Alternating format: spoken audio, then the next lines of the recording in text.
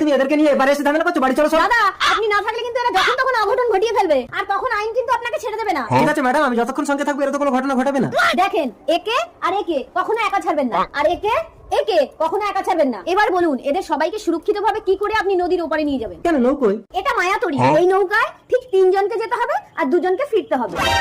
1 2 3 4, আমরা তো 4 জন আছি ম্যাডাম, তাহলে একে আর একে প্রথমে ওপারে রেখে আসবো। একে আর ওকে যদি ওপারে রেখে দিয়ে আসো তাহলে কিন্তু ঘটনা ঘটিয়ে ফেলবে, আর তা না ছাড়া আপনি তো একা ফিরতে পারবেন না, নৌকা গায়েব হয়ে যাবে। তাহলে আগে এর দুজনকে ওপারে ছেড়ে দিয়ে আসবো। একে আর ওকে যদি একা ছেড়ে দিয়ে আসেন আপনার বউ ওর ইজ্জত ঘেটে ঘা করে দেবে। তাহলে আমরা 4 জন ওপারে যাবো কি করে?